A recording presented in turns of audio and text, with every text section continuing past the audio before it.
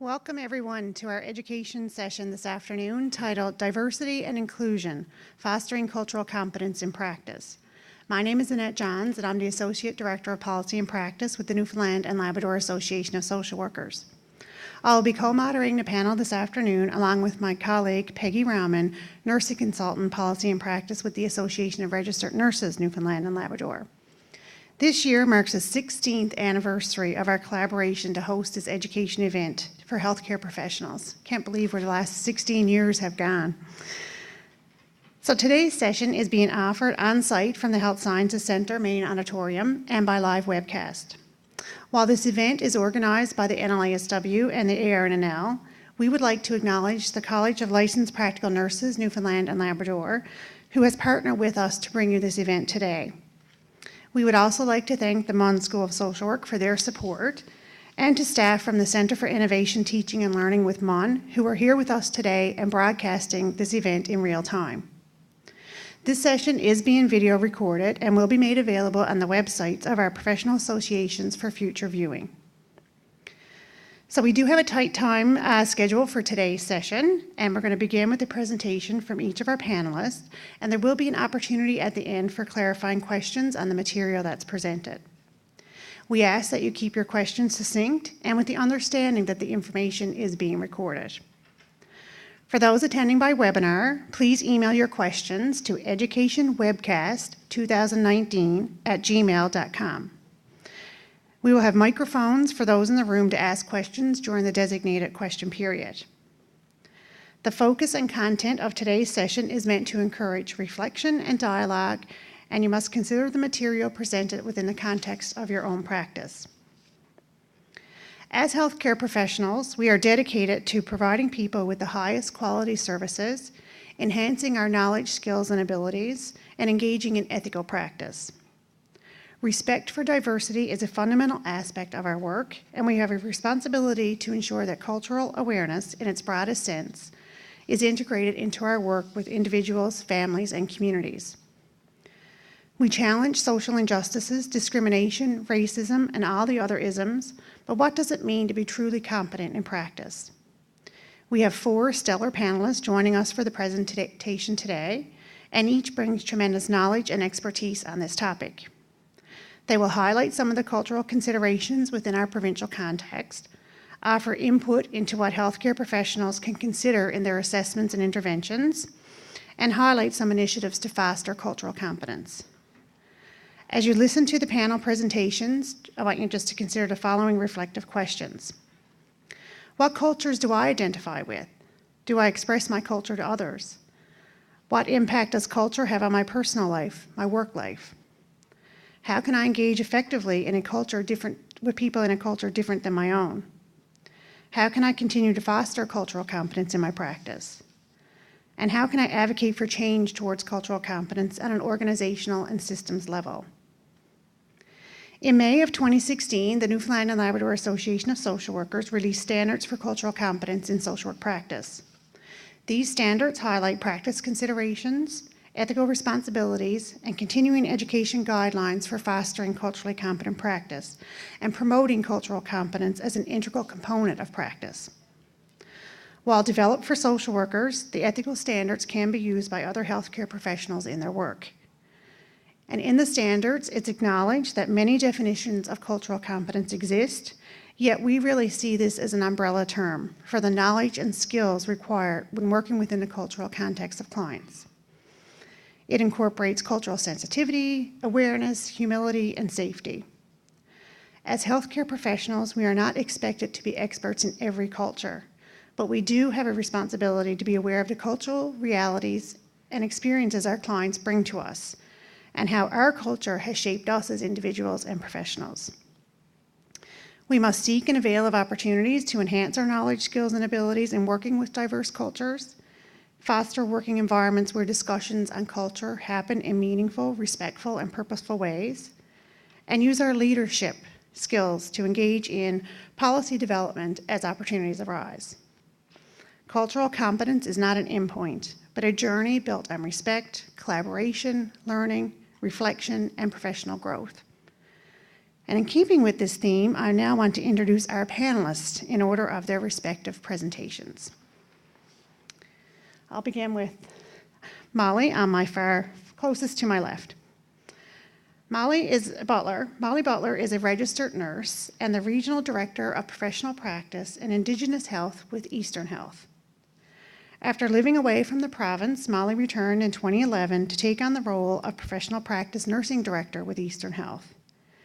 In 2014, her role expanded to include 10 other professions, and in 2016, she agreed to add Indigenous Health to her portfolio. Molly has worked in 4 Canadian provinces and internationally. Her professional grounding is nursing, and she has a master's in public health administration from the University of Victoria. While living abroad, Molly completed her Doctor of Philosophy in Higher Education through the University of Stellenbosch in South Africa, with a focus on professional development. Molly's professional experience includes clinical management and professional governance. So welcome, Molly. I'll now introduce Katie Dicker. Katie is a senior Aboriginal patient navigator with Eastern Health. Katie has been an Aboriginal patient navigator since June of 2009, and she helped create the Aboriginal Patient Navigator program. Before moving to St. John's, Katie worked with Labrador Grenfell Health in Nain for 14 years, 8 years as a full-time personal care attendant, and 6 years as a bookkeeping clerk. So welcome, Katie. And next to Katie, we have Jim Olford. Jim is a social worker with 30 years experience in child and adolescent mental health. He works at the Janeway Family Centre, primarily with adults and families. Jim has been involved in the development and delivery of many groups, including empowerment groups for youth from refugee backgrounds. He has a career-long interest in social justice and working with trauma. Jim has a BA and a Bachelor of Social Work from Memorial and a Master of Social Work from the University of Toronto. He completed a certificate in global mental health from Harvard in 2015. So welcome, Jim. And last but not least, we have Rob Sinnott. Rob has been practicing social work since the year 2000. He is a counselor with the Mental Health and Addictions Program at Eastern Health. He has played a role as co-chair of the Trans Health Committee with Eastern Health. As a volunteer, he helped create the LGBTQ youth group and Camp Eclipse Out in the Woods, a leadership retreat for LGBTQ youth, both through Planned Parenthood. He is past co-chair of PFLAG Canada St. John's chapter. He is a former board member of CPATH, which is the Canadian Professional Association for Transgender Health, and he remains a member of both CPATH and WPATH, which is the World Professional Association for Transgender Health. So what a wonderful panel, so much expertise and knowledge to share, and I now invite Peggy to come forward to begin the panel presentations.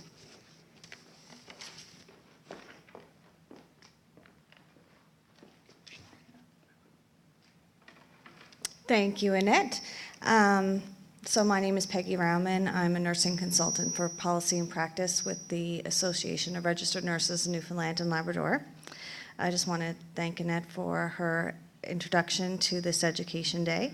I'm very much looking forward to the expertise that's going to be provided by this panel and the discussions at the end of today's sessions. So just remember, if you do have a question, just write it down so that at the end of today, then you can ask your question. I will now ask Molly Butler to come forth as the first panelist presenter. Molly's presentation is called Diversity is a Fact, Inclusion is a Choice, and Cultural Competence is a Professional Responsibility. So I'll get that up for you now.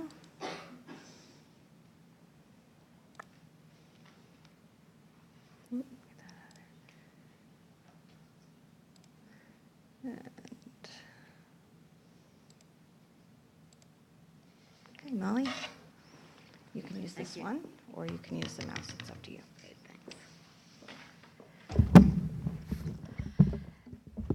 Just like to thank the Aaron and Nell and the Social Work Association for inviting me to be part of the panel.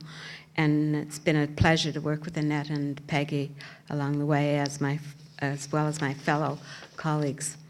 I'm going to talk today about, as Peggy already said, about professional responsibility for us to be culturally competent.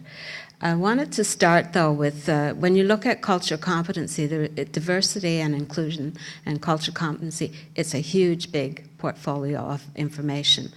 And as you can gather from here, we've got a lot of diversity in Newfoundland as well. We have in Newfoundland been more diverse probably than we really recognize, but in the past few years, we've had really three different countries coming to Canada more than anybody else. It kind of surprised me when I looked at it. In 2015, the Philippines were the top group, and Syria and China were next. So we've welcomed quite a number of immigrants.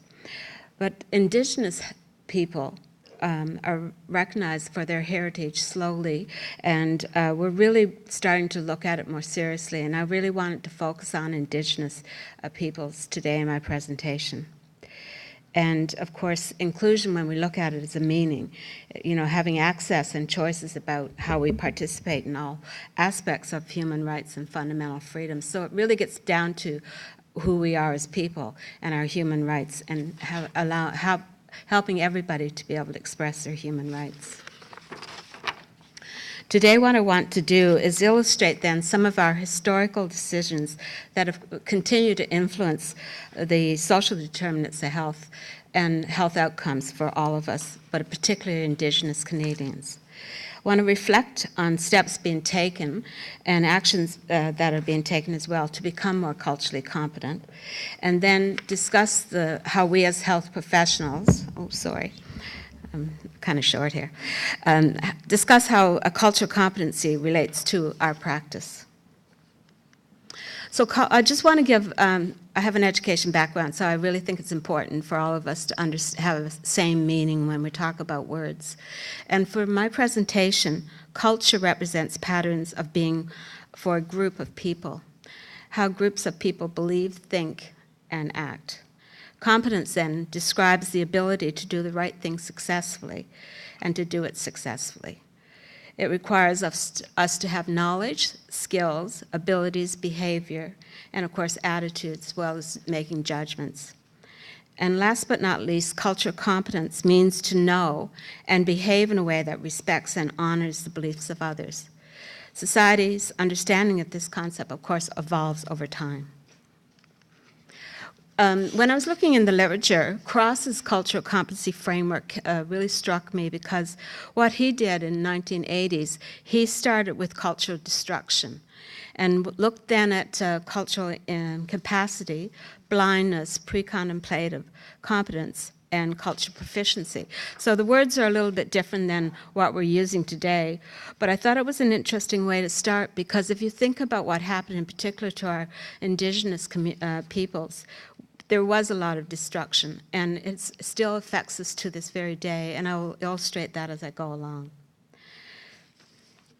A cultural competency system then requires all of us to acknowledge the importance of culture, and to be able to assess culture in our work, and be vigilant about how we use that knowledge and how we use it in our practice. Most negative ends of the continuum, of course, is the destructive piece. And it takes us a while to kind of move forward. And it's not that we're all completely arriving at a place where we're culturally proficient. Every day we are learning something.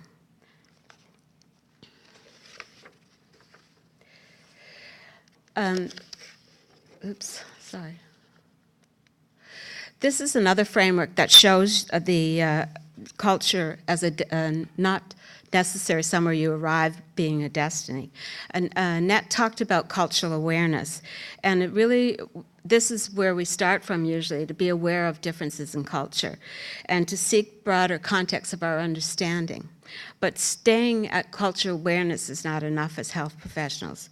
We have not only to become more culturally sensitive and recognize and accept that there are different ways of knowing in the world and integrate some of that knowing in our practice, but we have to move towards cultural competence. We're required as health professionals to do that.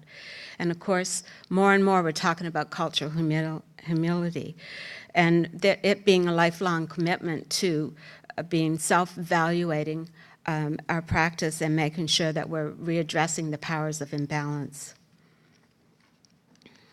So then culture is a lens through which each of us see our world. And some of us will see the world, and depending on what we're doing, individualistically. So we'll work with one person, say, to address their health needs. But other people see the world in a collective worldview. And I'll illustrate that in a moment with a few pictures. But I also wanted to stress the fact again that it's a set of values and beliefs we're talking about. And it also has a lot of social, historical, economic, as well as political context surrounding how culture is viewed. This diagram that was created by Dr. Mark Dockstader is an illustration of how, when Canada was formed in 1870, how it started with Indigenous people having no rights. Right up to the days where in 2015, where we had the Truth and Reconciliation, and Justice Sinclair carried through that examination and did a lot of work to illustrate how residential schools in particular really did a lot of destructive things to Indigenous peoples. And we'll speak to that in a minute because it has the call for actions from the Truth and Reconciliation really has a lot to say to us as health professionals.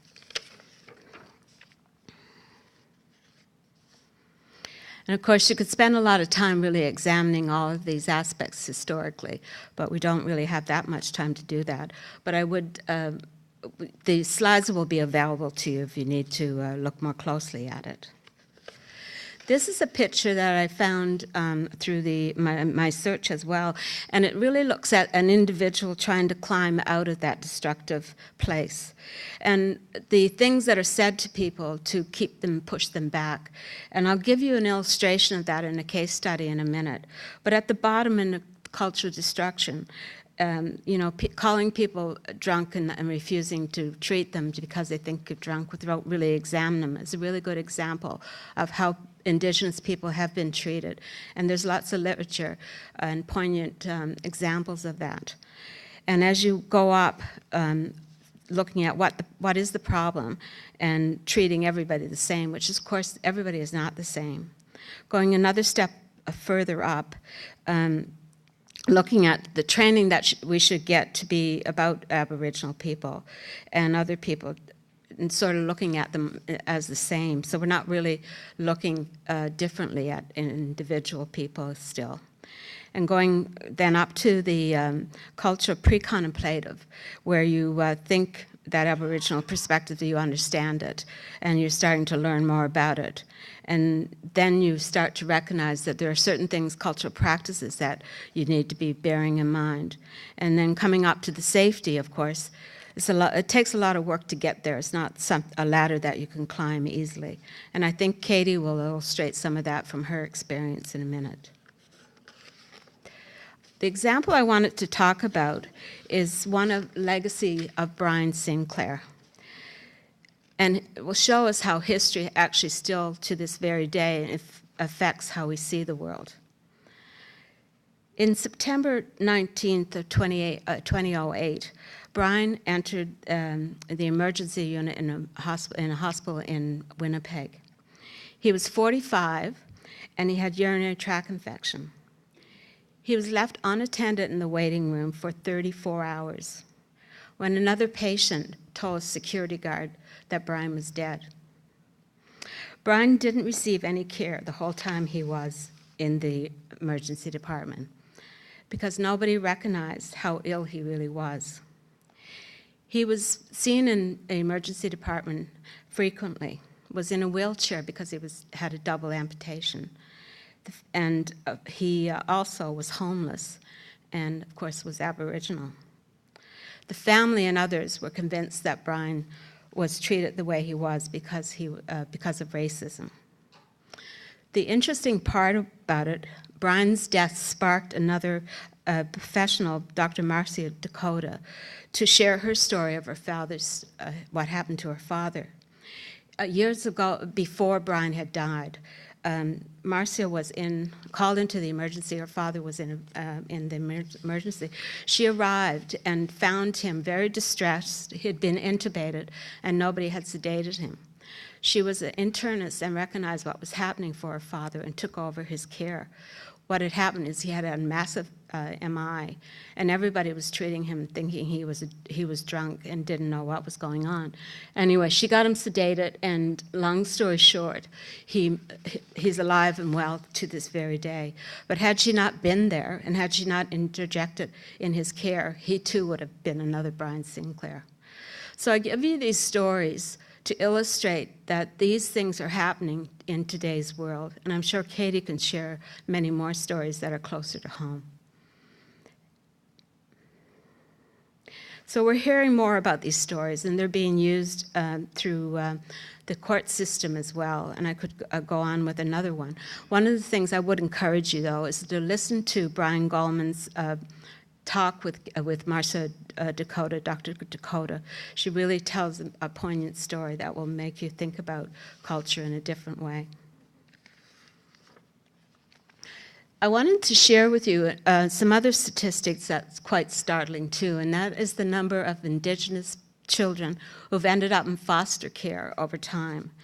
And as you can see from at the beginning of this slide, the children in care of 0 to 14 were only 7.7 for Aboriginal or Indigenous people.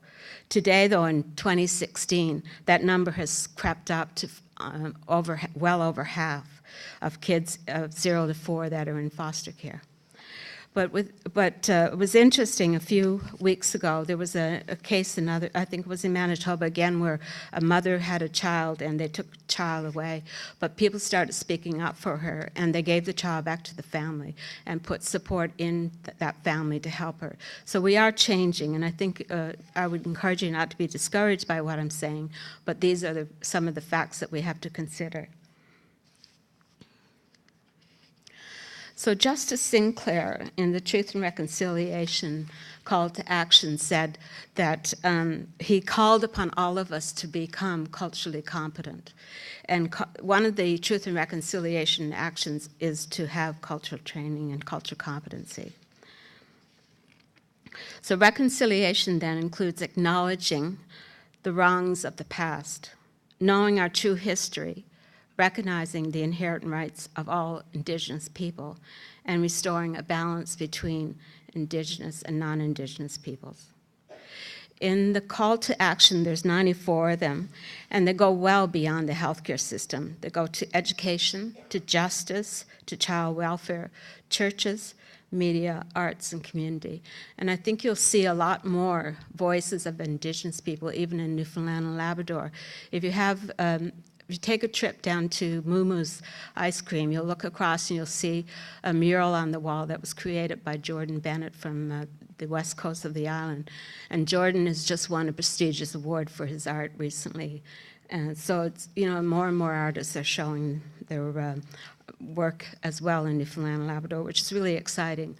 And a few weeks ago, I had the pleasure of going to an opening at the Rooms, where a person from the West Coast, Nelson White, was given the first artist in resident for Indigenous people. So we're seeing more of the art being expressed, which is great. So you see here, too, the federal leadership is showing through, too. And I think the former minister, Dr. Jane Philpott, did a lot to progress and move things forward. And we hope that now that she's left that portfolio, that it will continue. So we're seeing more and more things happening through the federal legislation. I want to shift gears a little bit here to talk about and go back to get you back to your practice. First of all, though, I want to talk to how we see health. So the World Health Organization defines health, and this was in 1948, so it's a while ago, as a state of complete physical, mental, and social well-being, and not merely the absence of disease or infirmity. And then, of course, we've been really struggling with and trying to understand the social determinants of health, which gives us an even broader view of life, of health, rather. And it's that of being free of disease, but also having more control over chronic disease. And part of it is being influenced by the influence that we have over, the culture has over our health. And I want to show you health through an Indigenous lens. For us as Western non-Indigenous people, often we've come, although I have to say in Newfoundland we used to have a history more of collective viewpoints. More and more we see individual health. So we might put it into boxes and tackle one thing at a time, like gender and culture or social status or social support or whatever. But to address sort of some of the interactions that were happening. So this is more of where you have a stage of being pregnant to elder care. But I found this example from the Indigenous literature, and I thought, that helps us make a clearer picture and have a greater understanding of what it means to have social determinants of health influencing our health outcomes. And in the center of this diagram, as you can see, are children and families and communities. And surrounding that, you have all the determinants of health factors that must come into play to help us stay healthy, going from food security to social support to gender and to right out to the far sides of things with regards to more decision making that would be related to policies and priorities from our political scheme. Interestingly enough, things are looking up. In 2018, there was a survey done right across the country on Indigenous peoples, and there was from that survey, they said there's a strong sense of belonging and safety. So more and more Indigenous people feel that they belong and they are feeling safer. There's also children are having a stronger connection to their culture. The concerning part, though, is that youth are experiencing significant higher bullying. And primary health care access still is an issue for many Indigenous people throughout Canada. What is also concerning is that women, both youth and adults, have a significant higher rate of suicidal thoughts and suicidal attempts. And food insecurity is very alarming and an urgent health issue. So we're certainly not out of the water out of the bushes when it comes to some of the issues that need to be addressed for Indigenous people. And just this week there was a community in Northern Ontario, I believe it was, where the whole community had mold in its house, and they had to move kids and families out of their housing because of the degree of mold. Everybody was getting sick. So it's things that are still happening in today's world. So culture competency, then, some principles to guide our practice. As Annette already spoke about, it's really important for us to have respect for others, respect for diversity, and of course, human rights needs to be a factor in how we see cultural competence. We have to be acceptive, open, willing to learn new ways of being, and willing to search and find greater meaning. And knowledge and understanding is really critical as well. Then, of course, it's no good to have all this knowledge and understanding if we don't do something with it. So we have to internalize it, and importantly, we have to integrate it into the work that we do as health professionals. Katie will talk about this a lot more, but I just wanted to acknowledge that Eastern Health since 2008 has really focused on more and more on Indigenous health resources, and developed the Aboriginal Patient Navigator program that is quite well in its prime, and Katie will share more of that with you. I wanted to pause for a moment and ask you to self-reflect. So cultural competency, then, as I said, is not a place you arrive to, it's a journey. And think about yourself. Where do you think you fall on the cultural competency continuum? What steps would you take to move you forward? And here's a quick fact sheet that I won't have time to go over totally, but it gives you some ideas of where you think to judge where you fall on the continuum. And it's done in different colors.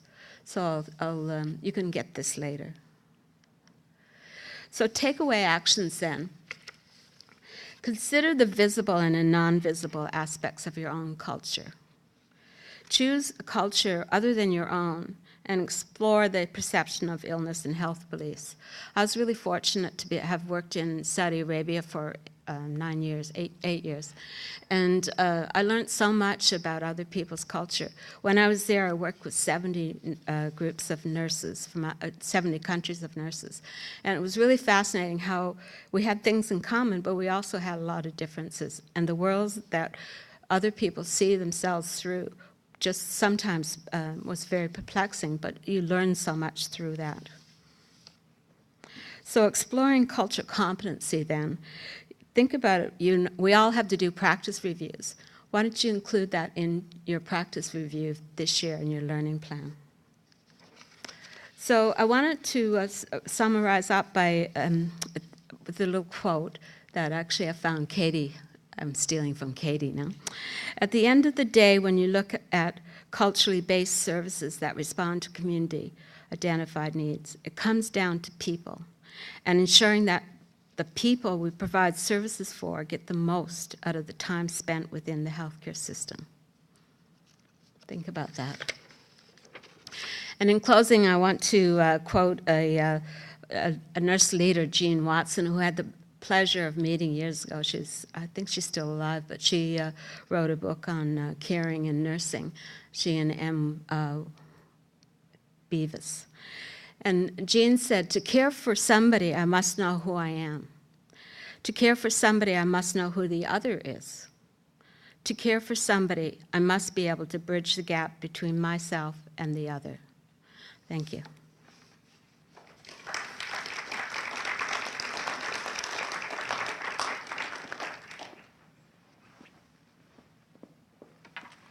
I'd just like to thank Molly for your presentation. You provided us with a lot of good information and a lot of things to reflect on. So I will introduce our next presenter. Let's see. And pull up the next slides. Our next presenter is Katie, and she's going to present on the Aboriginal Patient Navigator Program. So Katie, you can come up and I'll get your...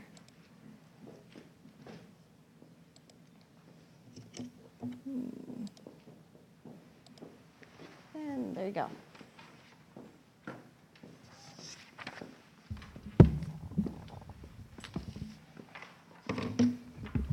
Good afternoon. I'd like to thank Annette and Peggy for inviting me to come and speak with you today. I just want to make sure everybody could hear me loud and clear.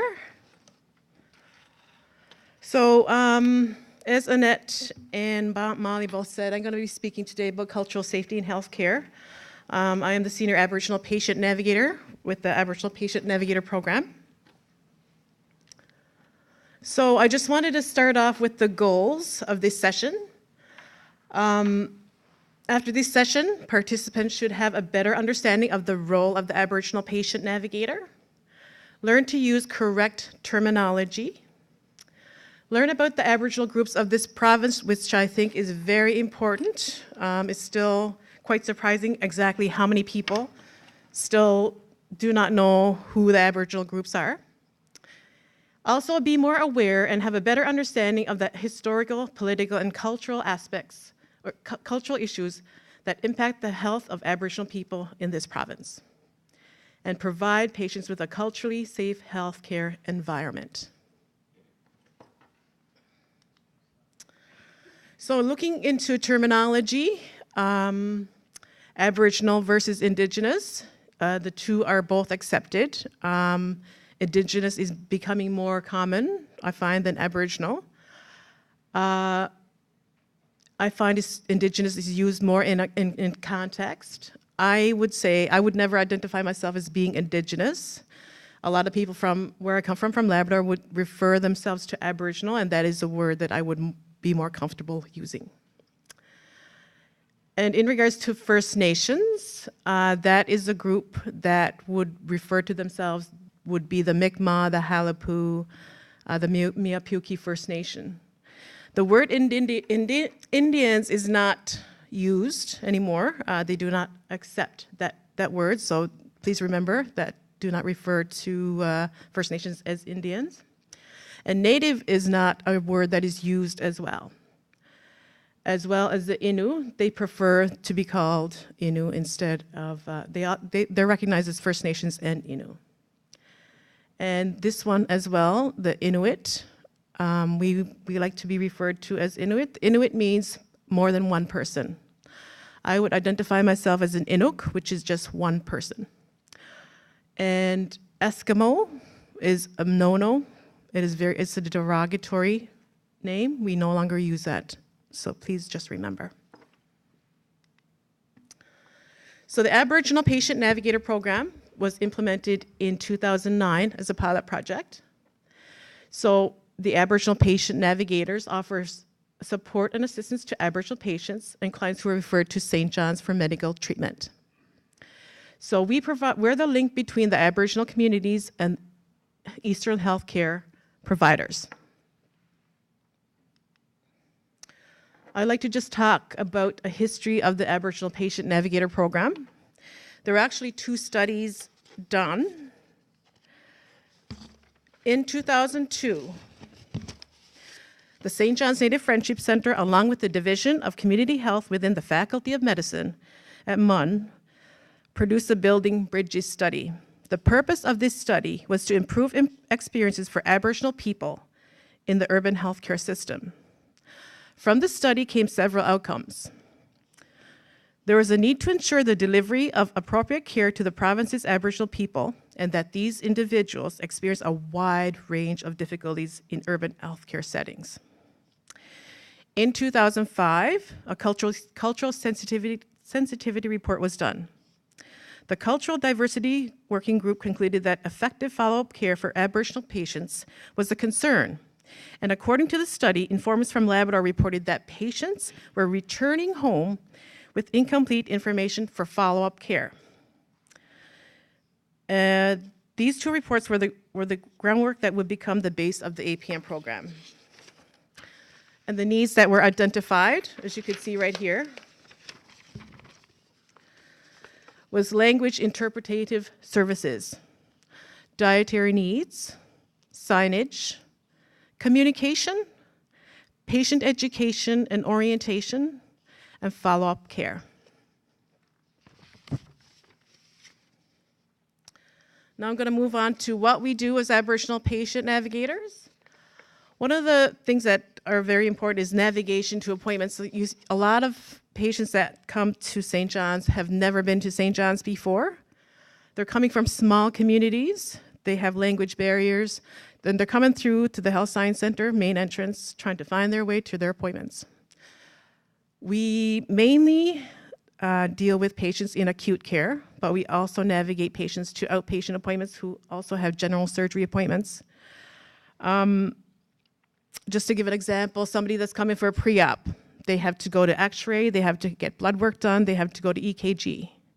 They need to find the nurse's clinic to speak to the nurse there, wait to speak to anesthesiologist, and coming through the doors of the Health Science Center is a total maze. You don't know where to go. So we will get the call from the liaison workers, just say such as in Goose Bay or from Halapu First Nation. Okay, Katie, we have so-and-so coming. They're very nervous. They have never been to the Health Science Center before. Can you meet them at the main entrance?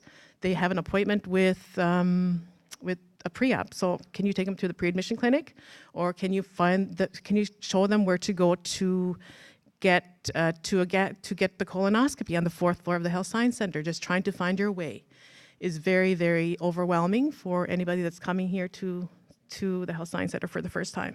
So we will guide them and take them to their appointment. We ask them what they need. Some will just need navigation. How do I get to my appointment? We also have other patients who do not speak English as first language. So they're coming here, they're very confused, they're overwhelmed, and we will guide them to get interpretation if they do not have anybody with them. In most cases, clients that do need an interpreter will have somebody come with them. There may be there may be gaps where such as a patient is coming by air ambulance, and there's no room for the escort to come with the patient. So there's this time frame where the patient will not have an interpreter with them. Just say they're arriving at 6 o'clock at night, and then the escort has to travel by commercial flight, which may not be till the next morning. So there is that gap where they do not have anybody there. We will get the call from the liaison worker and say, okay, so-and-so is being medevaced at 6 o'clock tonight.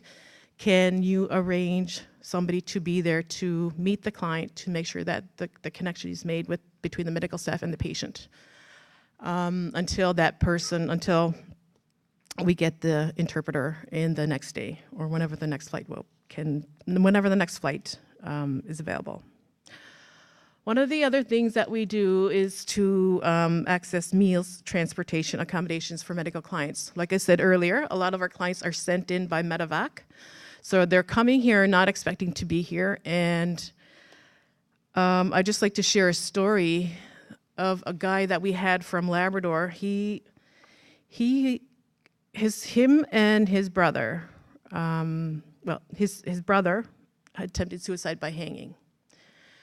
And his brother came home in time, called the medical services. They got him out of Labrador, got to Goose Bay. Goose Bay determined he had to come to the Health Science Center. This happened on a weekend. And by the time they arrived in St. John's, it was 11 o'clock. The escort was actually able to get on the flight because there was room for him on the medical flight. So no connections were made for the escort, for the travel, for the accommodations. So he directly came to St. John's, arrived at 11:30 at night. And this client had no money. He didn't know anybody in St. John's. So he waited out by emergency, just waiting for medical information from his brother. And the next morning, somebody had noticed him and just said, okay, can I help you with something? So they were actually able to connect him with the St. John's Native Friendship Center, say, okay, this person is here. Can you assist him with getting accommodations, meals, transportation?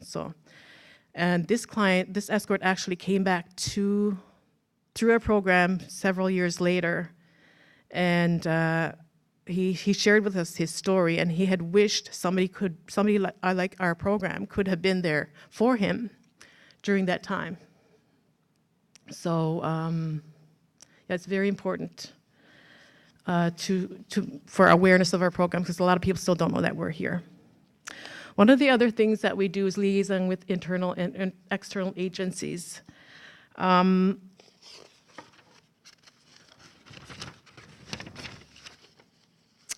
Every day we communicate with Aboriginal organizations. Like I said earlier, we have liaison workers in Labrador and also as well in Glenwood for Halapu First Nation. So they contact us all the time, say so-and-so is being medevaced out, can you meet up with them? Or they will have somebody that's coming for a follow-up appointment, and can you please make sure this person, they don't know where to go for the appointments, they're confused, can you go and meet with them? So we have a very good relationship with the Aboriginal organizations. And finally, we also do education and information sharing, such as these sessions, providing information and education to clients and families. A lot of times, patients will not understand how procedures are done when they come. They're coming, like I said, they're coming from very small communities, and they don't understand how procedures are done. I remember we had a lady an elderly lady, she was medevaced and she had a fractured femur. On the 4th day, she was still waiting for surgery. Her daughter came to me very upset and said, Katie, why is this happening? I don't know. They said that she would have surgery right away, and this was the 4th day, and she was very upset. And she wanted me to find out why this was happening, so we had to explain to her that there's an emergency priority list that has to go through. And so anyway, she was done finally that day. So we're all very happy about that. So those are some of the things that we do. We are based at the Health Science Center, so we work out of the St. Clair's, the Waterford, the Miller Center, other doctors' offices in the city. We also take clients to the airport. We will get a call from their liaison workers and say, okay, they're very nervous that they've never been to St. John's before. They don't know what to do. They don't know where to go. So sometimes we will meet patients at the airport, or if they're medevaced in, and when they're ready for home, we will go and take them there as well through the airport, through security. True or false? All Aboriginal groups in Newfoundland and Labrador live in Labrador. Obviously you can see the answer there. It is false. When I first started working here back in 2009, I was shocked. Some of the medical staff thought Conn River was actually in Labrador, and that they believed that there are no Aboriginal populations on the island of Newfoundland. So, moving on, I just wanted to talk about the Aboriginal people in our province. So, Innu, the Inuit, the Mi'kmaq, and Nunatuqavut, which refer to themselves as Southern Inuit. So going into Innu, there are two communities. They are located in Natwashish and Sheshashi. They have leaders that are referred to as chiefs and grand chiefs. Their first language is Inuamun, and their second language is English. And there are approximately 1,700 in their communities. And now going to the next is Inuit. Sorry. There are 5 coastal communities, which is named to Riglet. The population of the Nunavut government is 7,000. The Inuit communities of Nunavut are run by Angayuk, which is an equivalent to a mayor. And the language that is spoken is Inuktitut. It's mainly the seniors that speak the language, the youth and the older. It's mainly seniors that do speak Inuktitut, and English is the other language. Now going on to Mi'kmaq. The Miapuki First Nation Reserve is in Conn River, which is officially designated as Samaji Miapuki Indian Reserve under the Indian Act in 1987. The Halapu Mi'kmaq First Nation Band is previously known as the Federation of Newfoundland Indians. Their leaders are referred to Sagama. The Mi'kmaq are located on the west and south coast portion of the island of Newfoundland.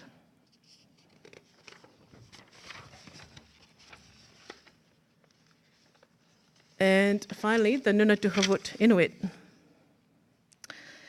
There are a number of communities in Labrador who are represented by Nunatuqavut, which are formerly known as the Labrador Métis Nation.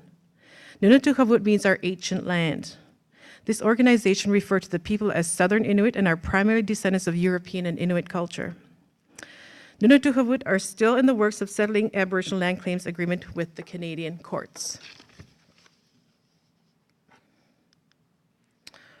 What is culture? I know Annette and Molly had touched upon this, but I just thought it was important to include, whether we realize it or not, we are all part of a culture. We carry with us our background, our traditions, our language, our beliefs, and our values, which consists of food we eat, the language we speak, the clothes we wear. Culture is taught and learned and shared. It is generational.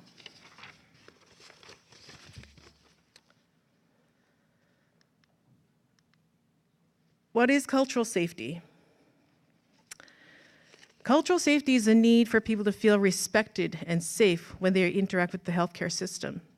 Culturally safe healthcare services are free of racism and discrimination and supported using their culture, beliefs, identity, and community. Saul and I had navigated a patient that needed an interpretation. I'm not fluent in my language, so Saul is an interpreter. So we had a patient who required, to do interpretation. So Saul and I both took the patient, and we met with the nurse. She was getting medical history, and she had asked the patient if he had a colonoscopy. So Solomon had asked him, to find out if he had a colonoscopy. So the patient could not understand, obviously, what a colonoscopy was. So he went into detail as best he could to try explain what you do with a colonoscopy. And it took a while, so Saul kept asking questions. The patient and Saul kept communicating back together. And so Saul looked at the nurse, and he said to her, yes, he did have a colonoscopy. And the nurse looked at him very upset and said, it took you that long to get that answer. It was just a tone that she had used. So I just wanted to share that story. Another story that I'd like to share is we had an elderly guy who was actually visually impaired and also illiterate. He went to the doctor, and he told the doctor that his problem, he had hemorrhoids. The doctor handed him a tube of hemorrhoid cream, and just the orders were just to take it twice a day, and that's all that was said. So a couple days later, a neighbor went to visit this patient, and what happened was he just told his neighbor, the cream that I am taking is not working. And what happened there was when the doctor told him to take it twice a day, he was taking it orally and not applying it to the correct place. So I just wanted to share that story as well. As Molly and Annette touched on the cultural terms as well for cultural safety, cultural awareness refers to the recognition of cultural differences. Cultural sensitivity refers to respecting these differences. Cultural competence refers to the ability to respond appropriately to these differences. And cultural humility is a lifelong process which ensures professionals learn about other cultures and be sensitive to cultural differences.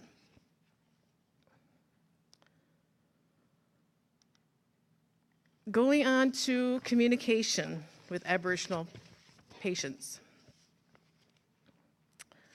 Some Aboriginal people communicate more with nonverbal cues than verbal exchanges, body language and interpretation. Some Inuit, when asked a question, will answer yes by raising their eyebrows. Shrugging of shoulders, saying, I don't know. Both Innu and Mi'kmaq raise their chin and lips to answer over there. Sorry, I can't demonstrate that one. To answer no to a question, clients will shut their eyes and nod their head. So these are just some of the examples. Going on to possible misconceptions. There are always exceptions, and it's difficult to distinguish sometimes between personality traits and cultural traits. And we don't want to generalize across the Aboriginal board. Every community is unique in its own way. When speaking to an Aboriginal patient, there may be no eye contact with their head down the whole entire conversation. And it is perceived as the patient being rude, non-engaged, or unapproachable. Another one that is very important is answering yes. When you're communicating with an Aboriginal patient, it's common for them to respond yes, even without understanding what is being asked, especially when given instructions on procedures.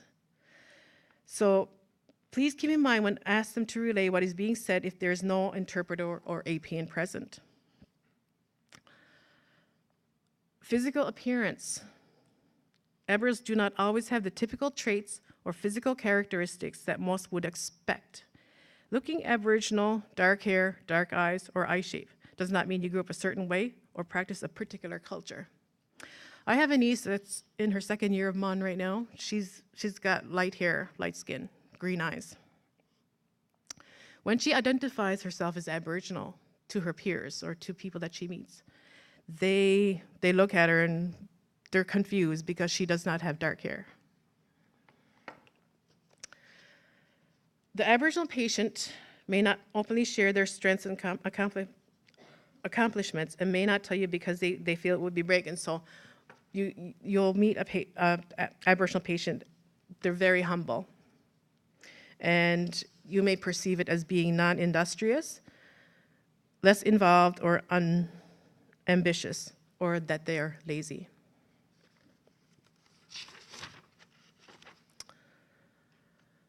Another true or false. All Aboriginal groups speak the same language and practice the same traditions. I don't know how many times I've been called by medical staff, by medical staff to come and speak with, to interpret. I'm not an interpreter. And they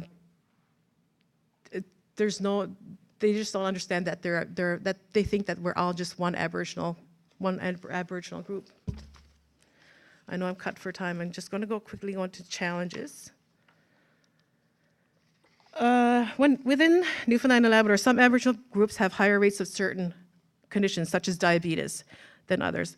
It is also well known that as a group, there are higher rates of suicide among Aboriginal people.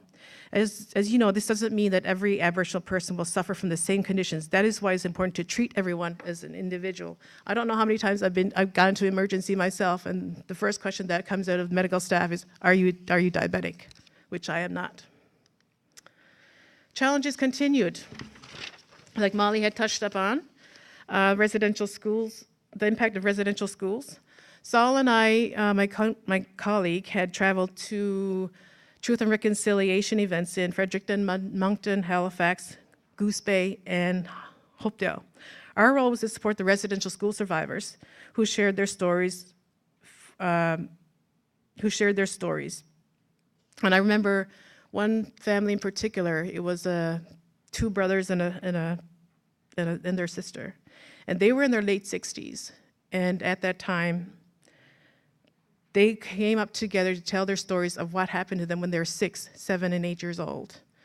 And they spoke about losing their language, their culture, loss of sense of community, loss of how to live off the land, and lack of coping mechanisms, and also which resulted in alcohol and drug dependency. Another challenge is traveling. Newfoundland is a geographically vast province. Access to healthcare is therefore challenging because healthcare facilities are not conveniently accessible to many rural, remote communities. Just to say that the main healthcare facility in Goose Bay, and is indicated on the map, and is quite a distance from communities such as Nain. Patients may have to be sent from Labrador-Grenfell Health to Goose Bay to St. John's for appointments for procedures that cannot be done in Goose Bay. Just to give an example, the distance from Nain to St. John's is approximately 3,300 kilometers. Just to give a comparison on how 33 kilometers is, it's just like you having to go to Toronto. Imagine you have to travel to Toronto by air ambulance, unable to speak English. You have no interpreter, unable to travel with you due to no room. Have you ever been to Toronto? How do you feel? Overwhelmed? Yes. Moving forward, transportation to and from major healthcare centers and specialists. First of all, Newfoundland weather, which can often cause major issues for traveling. Patients can travel to Goose Bay via Air Borealis. Depending on which community you are from, you can spend up to 6 hours on a Twin Otter to get to and from Labrador-Grenfell Health in Goose Bay. This chartered flight is known as the mission flight and will land in several communities on unpaid airstrips to pick up and drop off patients. If patients have to avail of service in St. John's, they have to spend the night in Goose Bay and fly the next day to St. John's, depending on their appointment time. If air travel is not possible, some will drive, which means a long distance on sometimes unpaved roads. Another challenge would be language, Aboriginal language. Many Aboriginal people speak English, some do not, so language barriers can be challenging. For some languages, medical terms is no direct translation to various Aboriginal languages. Just to give an example, Sal is an interpreter. He was asked to go with the patient to interpret for him to give a diagnosis. There's no translation for pancreas. How do you interpret to a patient who has pancreatic cancer? Sal will use body charts and explain the purpose of the organ to help the patient understand the diagnosis. And just a reminder, when speaking to an Aboriginal person, it is common for them to answer yes to questions. So I always ask them to relay back to you what information was shared.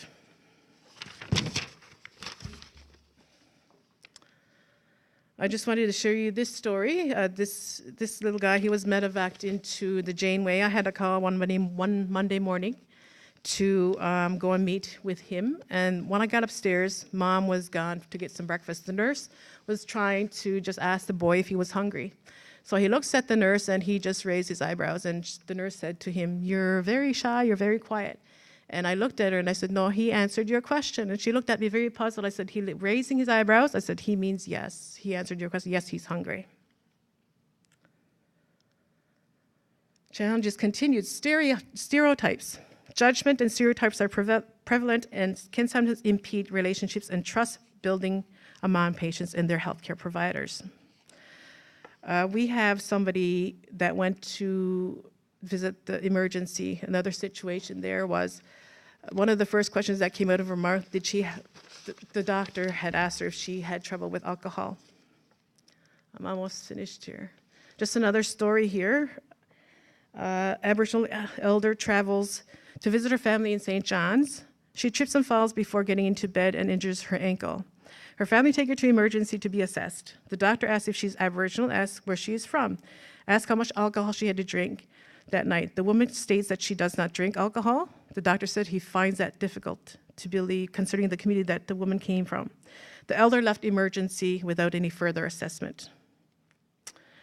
The patient felt disrespected in that the doctor did not believe that she was saying. Was her health jeopardized? Did the doctor provide culturally safe care? What can you do? I'll just run through these very quickly and then I'm done. You can listen, observe, empathize, be accommodating and flexible, be mindful, be respectful, and be humble. Thank you.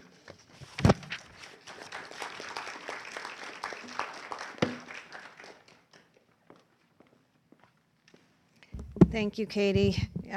Your program certainly offers a lot of very much needed supports and services. I live in St. John's and I find it difficult to navigate the Health Science Center when I'm going for appointments, and I don't have any other of those challenges. So our next presenter, our third presenter for today is Jim Alford, and his presentation is titled Working with Refugees, the Quest for Cultural Competence. So you can come on up, Jim, and I'll get your presentation up.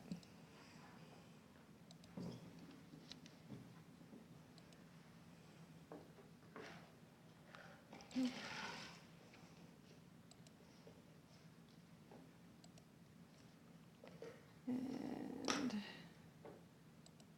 there you go. Thank you.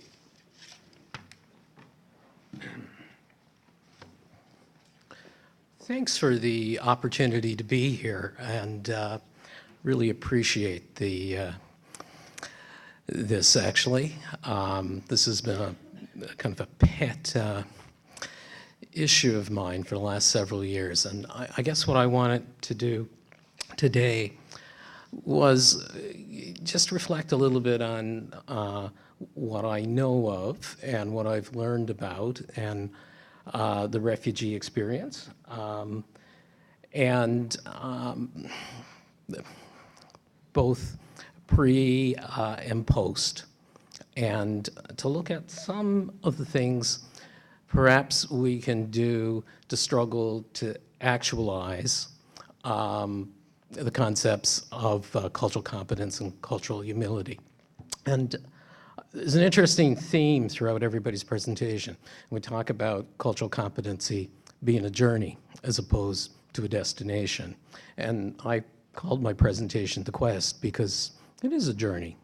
And I would say with some humility that I'm fairly new on that journey myself. And I'm going to speak about my experiences from a mental health context, because that's where my experiences are. And I'm sure some of them can be extrapolated to fit with the larger medical system as well. But I'm going to be honest about my approach in terms of it's primarily mental health focused, and we can extrapolate from that. So it is a quest, it's a journey, and I think it's an important conversation to have, because I work with a lot of people who work with refugee populations, and they're very intimidated by the prospect of working with refugee populations. And in some ways, I'm pleased to see that's because they're afraid of making mistakes. They don't want to offend, they don't want to hurt, they don't want to make things worse. And I think that comes from a place of humility, and I think that's very good, but I also see it act as a barrier and keep us from trying to engage with people that we probably should try and engage with a little more. So that's my experience. So the quest for cultural competence. I'm going to talk a little bit about the refugee experience. And I'm going to do it first from a global context, because I think the global context is particularly important right now. We have right now 68.5 million forcibly displaced people worldwide. And 10 million of them are stateless. They don't hold a passport. They don't have recognition, any real government legitimacy anywhere. A few of them live here, but not many. We have 25.4 million refugees. And those are people that have been displaced people that have left their country of origin. And refugees come from lots of places, but right now, 57% of the refugees come from Syria, Afghanistan, and South Sudan. And we know about the conflict in Afghanistan and Syria, and the conditions have led to the refugee crisis there. And other countries include the Lake Chad Basin in Central Africa, Nigeria, Cameroon, Niger, Chad, Congo, other places as well. So worldwide, there are probably more refugees now than there were in the Second World War. If you look at the population of displaced people, that's far greater than the population of Canada. I think the stats is that it would be the 26th largest country in the world if we had all refugees living together. So this is a worldwide crisis. It's also a crisis that's been politicized and in a very nasty way in the last few years. So it's quite important to get the global context. And just to think about that. And then we're going to just talk a little bit about the local numbers. We go from 68 million to, if we look, last year in Newfoundland until September, because there's no stats I can get after that, there were 167 guards or government-assisted refugees. In 2017, there were 178. In 2016, there were 275 government-assisted refugees. So the numbers are very small in Newfoundland, actually. And there are also privately sponsored refugees. And there was a large number of private sponsored refugees in 2016. So we have small numbers. We get very few asylum seekers in Newfoundland. We used to. When the Russian planes landed here, everybody was getting off the plane in Gander. That doesn't happen anymore. So we get asylum seekers where there's a border. There's no real border to Newfoundland, so we don't get very many.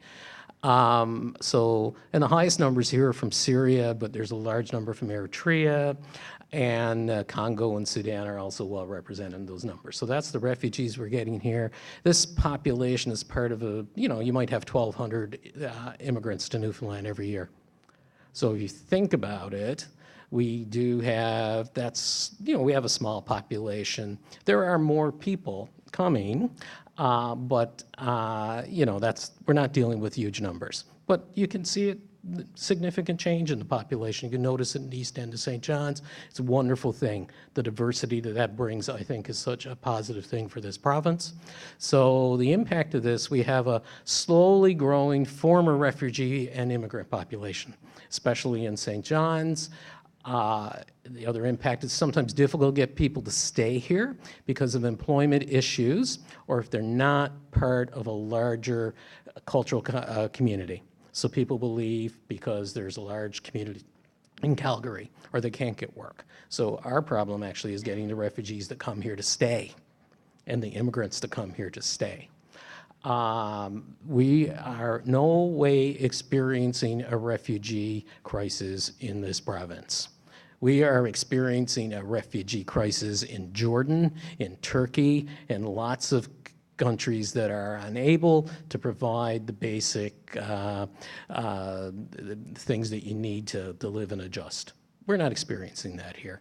Has healthcare been impacted? Has mental health been impacted? Yes, some, but we have the capacity to absorb, if we choose to, any of the refugee populations, and we could absorb a good many more if we put a few more resources in there. So we're not having a crisis. So if you hear that on the news or on the open line, that's just simply untrue.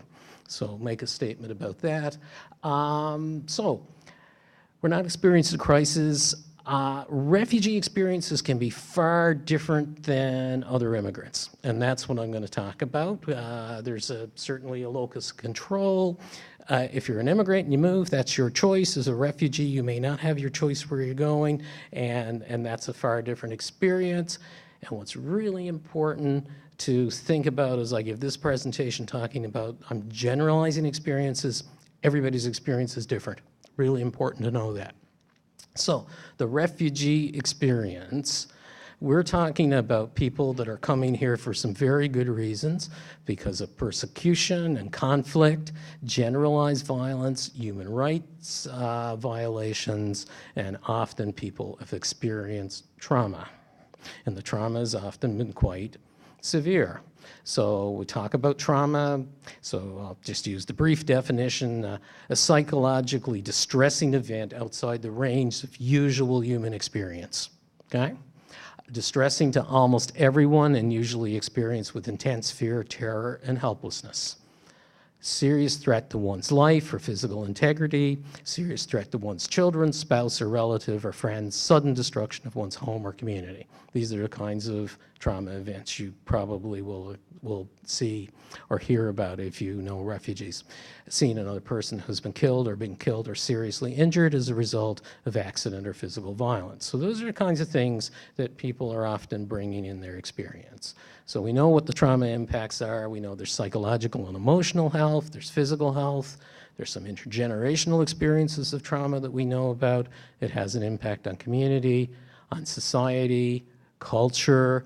Impacts are interreactive and multidirectional and has an impact on historical space. And what I mean by that, it has an impact on how you see the world, both in terms of the history and going forward. So that's the kind of cultural impact. So that's some of the trauma impacts we see. We know that there are, geez, what did I just do? I shut it off. Okay. Don't want to do that. We know that impacts are from pre-migration experiences, displacement, human rights abuses, life events, and pre-existing mental health issues are all pre-migration experiences that impact on integration. We have migration factors. Where you came from, the route and direction, exposure to harsh living conditions, disruption of family and community networks, uncertainty of outcomes, and exposure to violence. And you will hear horror stories about the migration experience, sometimes greater than the pre-migration experience. And then we have post-migration factors, and this is where we can have some impact, because the post-migration factors, people might be relieving traumatic life events, they may be having a difficult acculturation experience, and as health providers, we can do our best when we meet them to help with that. They may be experiencing racism and discrimination. we have lots of examples of racism and discrimination, and in lots of ways it's been so politicized that it's become almost well, it's just far too legitimate than it should be. There can be other social problems in the host nation, and one of the big post-migration factors that has an impact is continued unsafe conditions for family and friends in the country of origin. One of the wonderful things we have that refugees have access to now is everybody in the world owns a cell phone, and everybody has contact, and everybody has the internet, and they're able to do that. But if you have family living on continued unsafe environments, I think that brings it even closer. So those are some of the things you may see if you're dealing with a refugee population. So we have differences for women refugees, and what we see, and because it needs to be noted, the experiences are very different for men, women, and children. And women refugees are more likely to be affected, obviously, by gender-based violence than any other women's population in the world, okay? So that's who you're likely to see. Since World War II, there's been systematic rape of women and girls has been used as an instrument of war and ethnic cleansing, and women refugees remain vulnerable to exploitation even as they flee, and their vulnerability can continue once they enter countries of asylum. So there's a real vulnerability you see in women refugees, and we need to consider that as well. Interesting, I'll talk about children and youth, but we talked about indigenous people, and if you look at war-torn countries, you look at any of the histories there, the populations most likely to be displaced are indigenous populations. And so the double whammy with that for sure. Children and youth refugees. So I'm going to read something from the UN in 1996. Armed conflict and other forms of organized violence destabilized the very foundation of children's lives, disintegrating families, breaking down communities, destroying trust among people, and interrupting education and health services. Most refugee children endure an incredible amount of stress and hardship that can affect their emotional, cognitive, social development, increase the risk of developing mental health problems. So that's the bad news. The good news, actually, about both women and children in terms of the response is, and I'll say this, despite the risk, many children show profound strength and resilience in their ability to overcome difficult situations and adapt to new environments. Many children who have experienced war and political violence manage to have relatively good mental health. This is a paradox, and it's the refugee population, a paradox. If you're working with this population, it tends to blow you out of the water a little bit.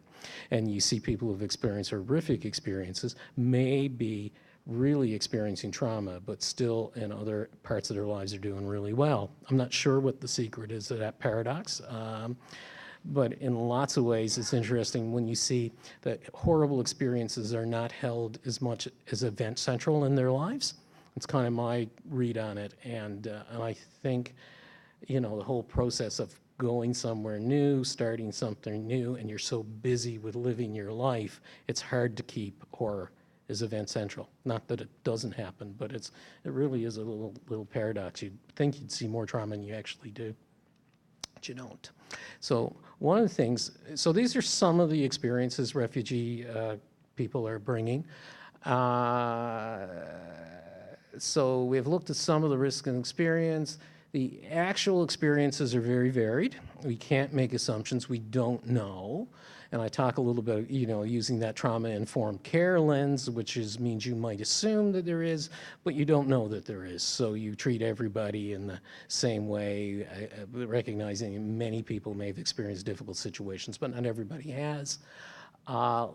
A little cultural knowledge can be a dangerous thing sometimes, and I guess don't make assumptions. Go in with the idea of humility is such a better concept for me.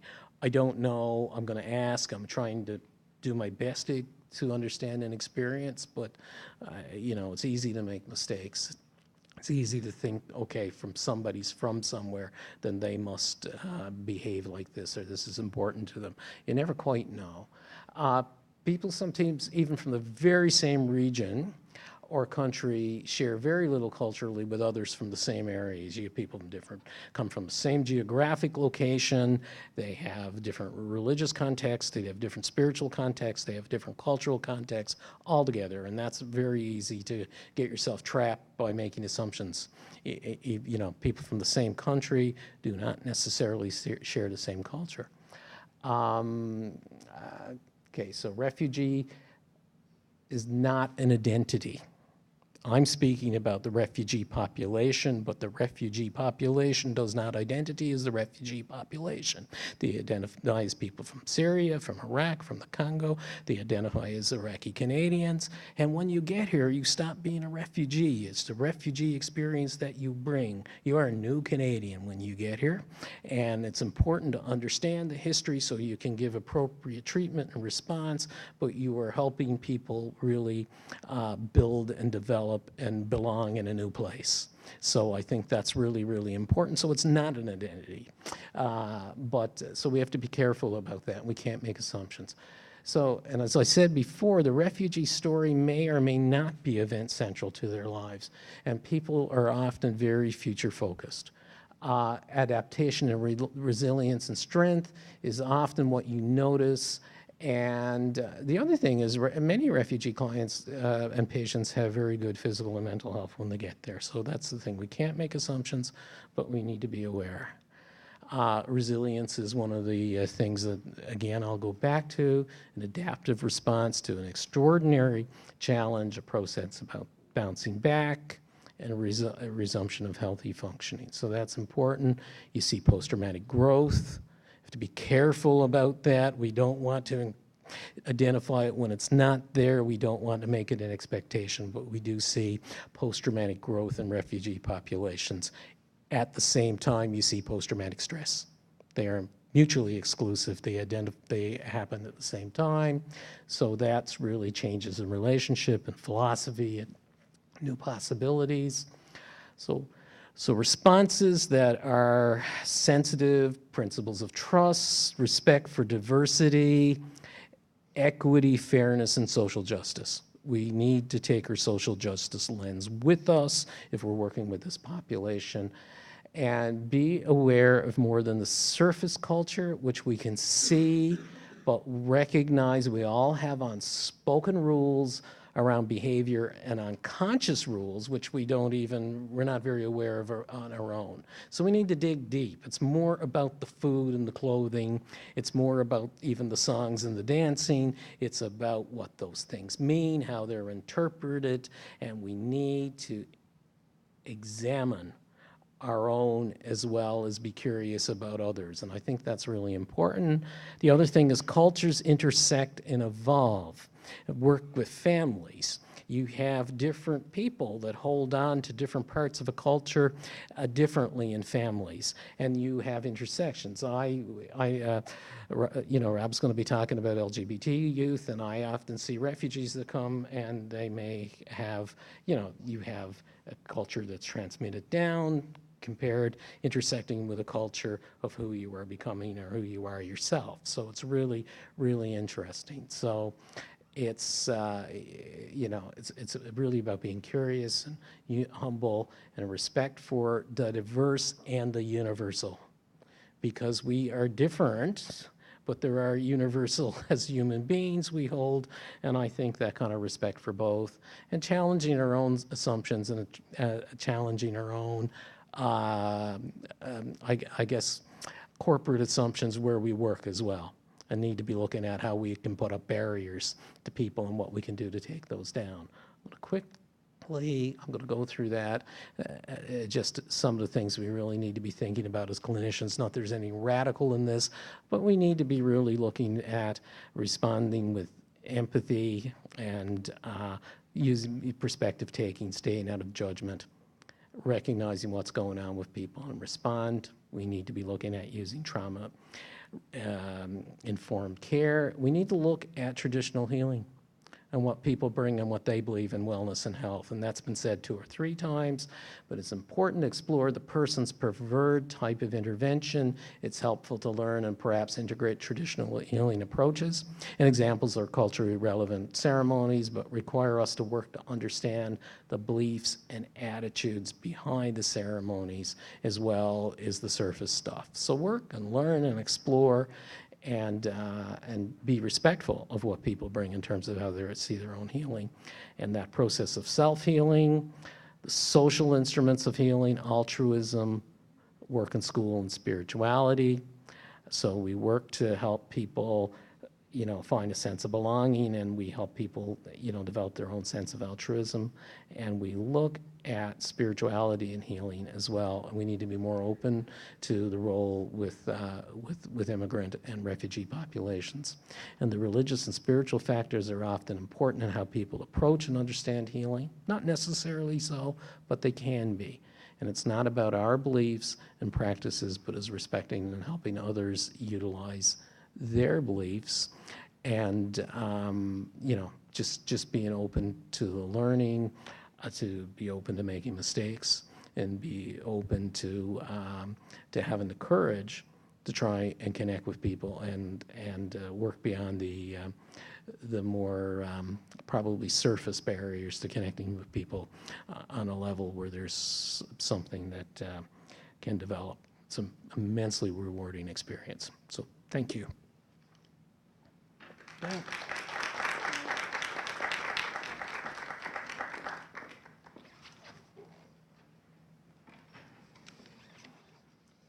Thank you very much, Jim. I think cultural humility is something that we can all, work towards practicing more in our professions. I am to welcome our final panelist presenter for today. It's Rob Sinnott.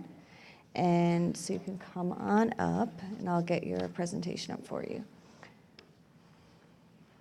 If I can find my mouse.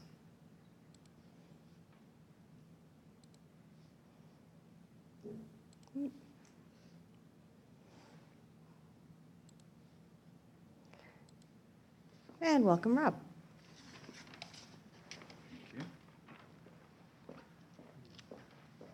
Okay, let me get organized here. Thanks for your attention on this afternoon, and maybe I'll adjust this. People can hear me okay? Okay. Thank you to the NLASW and the ARNNL for the invite. I appreciate that. And I want to acknowledge that a few of these slides came from a previous presentation that I developed with Dr. Mary Lynn Sinnott, no relation. She's a family physician here in town. And I also want to begin by acknowledging that while I identify as part of this population, the LGBTQ plus population, I do not have the lived experience of all people within this group, because I think that that's important to acknowledge. As I prepared for this talk, I had some thoughts about what will I say, how will I word it, will I make a mistake in what I say? And I think it really normalizes what a lot of us feel in terms of cultural competence work, because we want to do well, we want to be respectful. And I think the key is openness to dialogue and learning, and being open to feedback is important. Okay. I know how to use the clicker. I wanted to highlight one of the standards from the Cultural Competence and Social Work Practice. Social workers engage in continuing professional development to foster knowledge, skills, and abilities. Thank you for your help in working with clients from diverse cultural backgrounds. Okay. Can people hear me okay now? Okay. So, that is a critical piece, as a professional development opportunities like today. So why is cultural competence important? It's about adopting a diversity lens versus a hetero and cisnormative approach to care. So hetero is reference to heterosexual, so considering relationships in terms of between men and women. And cisnormative would be referring to the assumption that people are cisgender. So cisgender means that you have a gender identity that aligns with the gender that you were assigned at birth. So, you know, it's about understanding that we are working with LGBTQ people all the time, even when we assume that we're not. And a cultural competence framework helps us move beyond clinical competence. So for example, in my world of counseling, we can be very competent in the use of approaches like CBT or DBT, solution-focused therapy. And cultural competence is adding on that piece of understanding the other. It includes knowledge about the impacts of oppression, so recognizing that LGBTQ people can have higher rates of mental health issues like depression, anxiety, suicidality, substance use, because of the experience of discrimination. And it also involves moving beyond a competent enough approach. So the idea is that it's not enough to attend one event or to read a certain number of articles, and that the learning is ongoing, as we've all been talking about. And cultural competence may help reduce health disparities. Many LGBTQ people avoid seeking care or fear seeking care because of the response that they'll receive from the provider. So providers, agencies, and whole communities becoming culturally competent can help reduce disparities. All right. So the gender unicorn. Are people familiar with this? Yeah. It's a neat little infographic to help understand the diversity of identity and aspects of ourselves. And it's a resource from the Trans Student Educational Resources. You can check it out online for more information. But in terms of gender identity, we're talking about our internal sense of being male, female, both, somewhere else on the spectrum, or some people may not identify with any gender. So it goes beyond what we call the binaries of male and female. So there's great diversity in gender identity, much more than perhaps people realize. Gender expression refers to how we express ourselves. So it's through our appearance, our dress, our behavior. Socially, we view expression as masculine, feminine, or gender neutral. Sex assigned at birth, we're all assigned a sex at birth. And again, some people may come to know themselves and their gender identity as differing from their sex assigned at birth. Sexual attraction recognizes that we may have an attraction to people sexually or we may not, and there's great diversity in that. When we speak of sexual orientation, we're talking about terms like gay, lesbian, bisexual.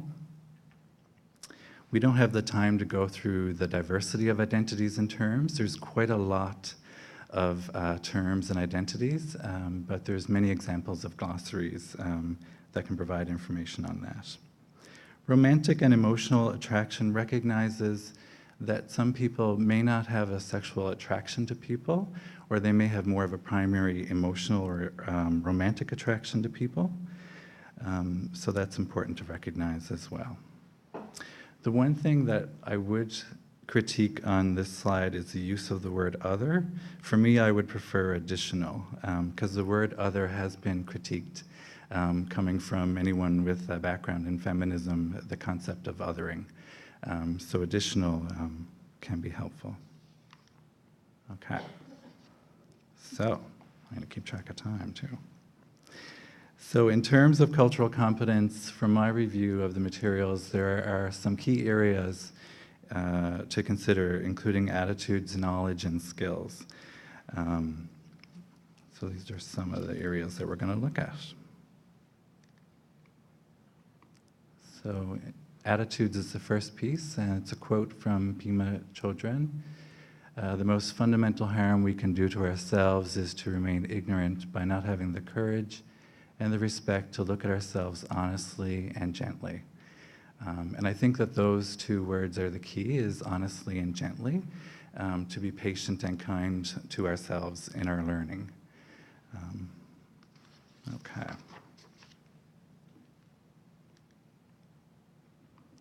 So standard number 2 from the Standards for Cultural Competence in social work practice: social workers recognize and appreciate the importance of being aware of one's own cultural identity and experiences in cross-cultural practice. So that piece of how we bring ourselves to practice and really reflecting on our own experience and our interaction with the people that we work with.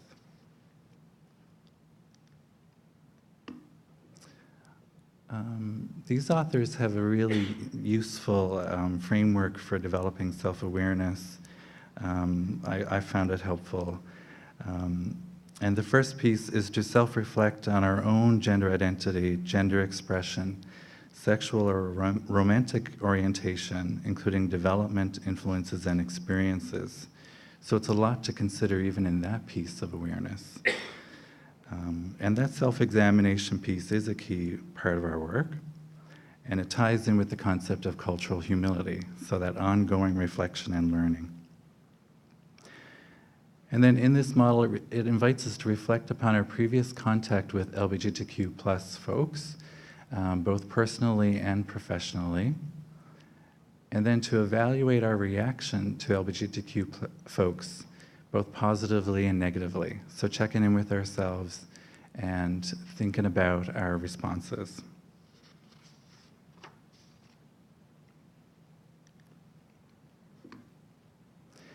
The next aspect is to self-evaluate our thoughts, feelings, and behaviors and our responses to LGBTQ+ folks, to develop awareness of potential bi, homo, transphobia, prejudices, and bi, homo, trans negativity.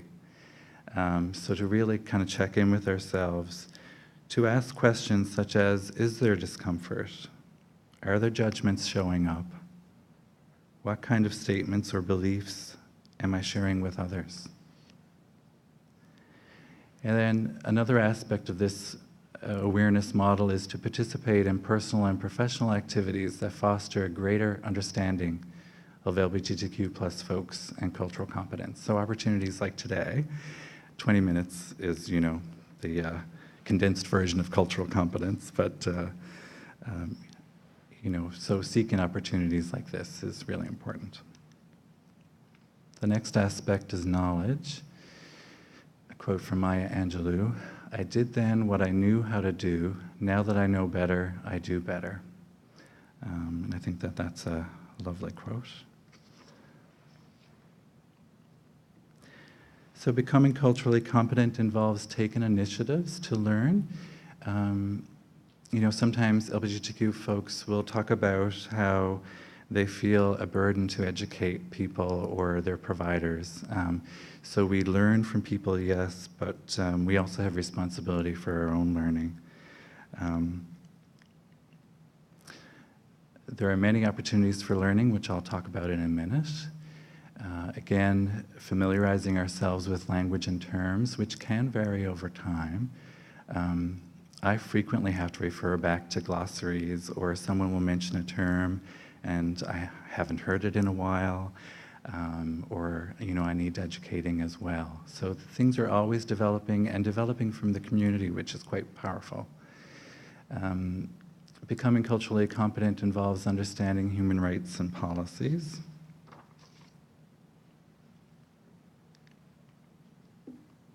Understanding the impacts of oppression and approaches to coming out, recognizing that coming out is an individual journey. Transitioning is sometimes language used in work with trans folks. So to consider, what kind of supports were or are available to people, respecting people's own pace in coming out if they choose to, recognizing some people choose not to.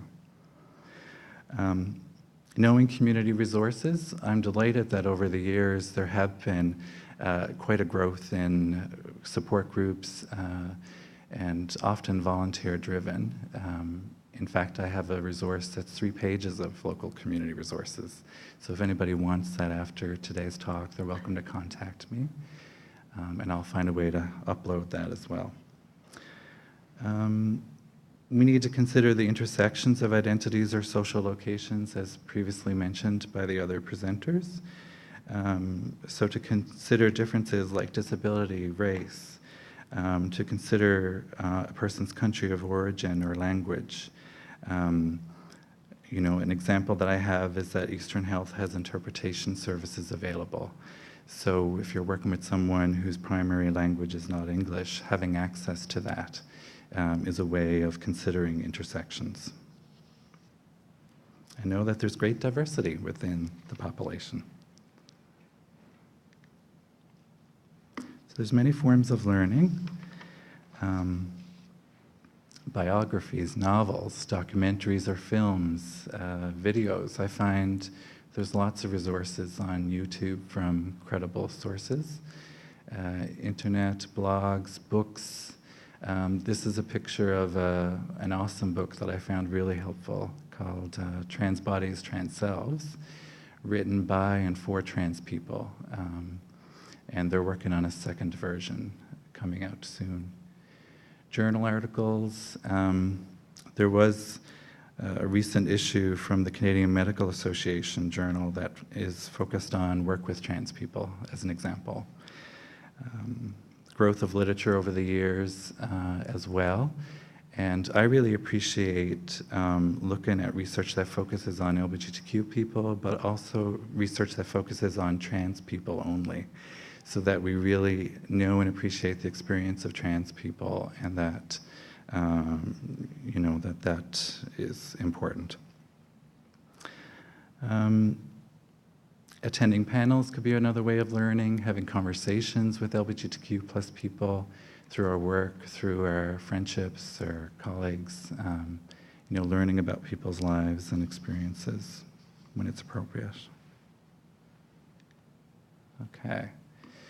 So we can observe or debrief following sessions, with the caution that in terms of observation, always ask for permission, and to know that not everyone would be comfortable with that. To engage in consultation and supervision, including with experienced providers. I know I'm always open to consultations. Developing a network of providers or a community of practice.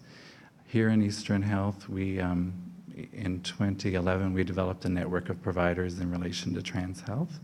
It's now called the Trans Health Committee of Eastern Health. And we've been looking at developing capacity in the area of trans health with a particular emphasis on a series of education events over the years.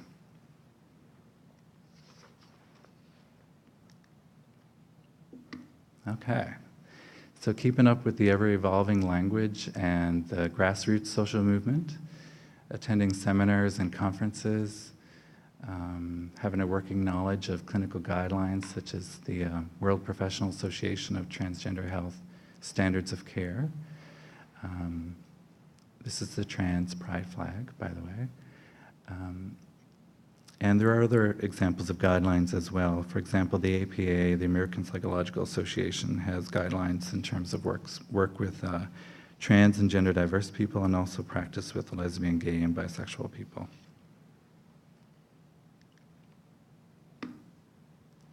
Okay.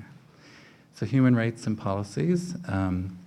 So having an understanding of our history, which, you know, in terms of our rights as LGBTQ people have been fairly recent when we consider it.